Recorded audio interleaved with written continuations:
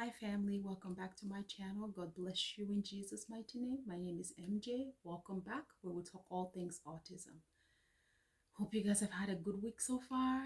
I know a lot is going on. Um, so this week, I wanted to share an incident that occurred recently, not only on in my own household, but in another family's household that I met for the first time.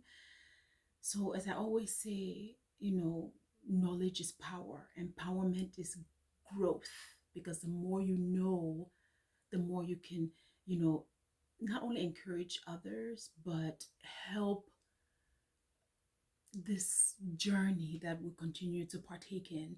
And as we continue to grow as caregivers, or even those that are wanting to just know how to help another family member that's going through it, sharing experiences is so key. That's the reason why I even come on here, is just to make sure that not only people are aware of resources, but new ways that people can do things differently. Another way to that can maybe work for you that might not work for another family, but it's all about sharing. So this recent past week, I had to meet another family where um, the child kind of experience a lot of aggressive behaviors. Now, that's one thing I've not addressed on here yet. And once again, I think even when you speak to BCPAs, they will always talk about they cannot define meltdowns, and what a tantrum looks like for one child might not be a tantrum for another, or outburst, or whatever it may be. And for some of our kids, aggressive behavior could be they themselves hitting themselves in the head against the wall, or it could even be throwing things. It could be, you know, slamming doors. It could be anything that just is out of their normal behavior. So this week I experienced it twice. And my heart really goes out for the family, because you can tell that the mom is kind of like, what else do I do?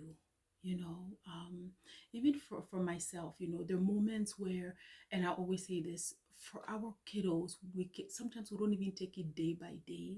Sometimes it's not even by hour. It's not even minute by minute. At times it's second by second, because we really don't know what that one trigger would be. Yes, our staff that we work with will tell us, oh, well, this is what might trigger this, or that might trigger this. So the best that we can do is try to avoid 95% of the time, to avoid tantrums, meltdown, aggressive behavior. So as caregivers, we do the best we can to minimize it, not only at school, primarily at home, where they spend most of the time with other siblings. Because the one thing that is so, you know, difficult is those that have younger ones that are kind of now looking like, well, why does that one act like that? Because the younger one doesn't understand what that one is going through. So I say all this to say behaviors can get really aggressive. So I met this new family, and besides the child having aggressive behaviors towards his own mom, he also had it towards me as well. So there was kicking, there was punching, there was screaming, there was, you know, just very, very agitated. And at that moment, I had to ask permission for the mom if I could help. That's the one thing, when you deal with your own, you kind of know. Like for Jason, I know if it's having one of those days, I know I can pull out his guitar. I can put on Donnie McClurkin. Any of Donnie McClurkin's song, most of the time, can kind of mellow him down a little, or you can pull out bubbles, or you can, there's something that you can always kind of give these kids to try to find a way to mellow them down a little bit, and at times it might work one day, and another times it might not work. Believe me, that's why I call this a journey, because the way they may be today and the thing that was helpful yesterday might not be the thing that might work tomorrow if a meltdown happens again.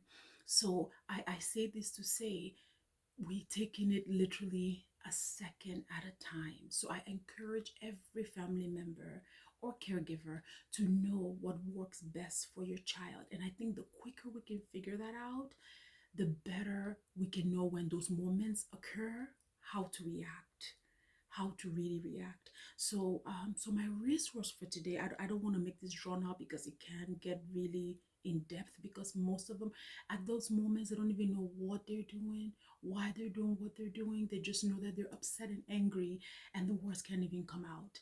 So my heart really felt really saddened for this mom. And in the midst of all of that, I didn't even really know how to console the mom, because we were just trying to think of the safety of the child. So my resource for the day comes from the Parents Place of Maryland. I'm not sure if other states have this, but it's a great resource that has a behavior piece of it, where it kind of trains you. That's one thing that I loved about their own website. And you can request a day of training, which is really, really good. But then, of course, I found also one or two YouTube videos that I think the people did a good job working through an aggressive kid. There's one lady that just kind of talks about it and gives us three strategies. And then another gentleman, he actually videotaped a session he had with a kid. And I really love his strategy. He's like I guess like he's a BCPA, but he used music to kind of calm the child down. I'll link those two below. I beg of you to check it out, because that's one thing we can sometimes not know what to do. And of course, they always tell us don't mimic their behavior. Like if the child is angry and upset, we should not be angry and upset. We should instead have that mellow mind and kind of calm mind to kind of help them through that.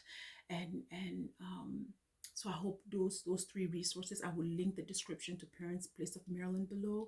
I use them maybe a year ago when I needed help with Jason's IEP. So they cover education piece, things in the home, even though once again, your ABA team should be helping you through coping strategies on how to help these kids during those moments. I really hope that they are. And once again, they don't come often, but when they do, it can be quite destructive. It can be quite exhausting. um so I hope these three resources help you through this. I had to bring this up today just because of my experience from last week. It was a rough week, but by the grace of God, we persevered, we went through it, and all is well. So that's second at a time. Like I said, that's how we take our days, a second at a time. But I hope everybody's doing well. Please remain encouraged. I really, really pray that you're remaining encouraged through all this, because the strength of God is made perfect in our weaknesses. So that's why we seek for his grace. We ask him for more grace to get through all these moments, because believe me, I tell you this, it's exhausting. It can get quite exhausting. And at those moments, we just have to ask for his hand to be upon us, upon our children. God bless you, family members. Thank you so much for tuning in. I pray that this video helps you. Don't forget to comment. Let me know what you do, what strategies you do to kind of get through these moments. As I said, I am all about learning. So comment, share, and just continue to be encouraged, family. I love you all very much. Have a fantastic week ahead. God bless you.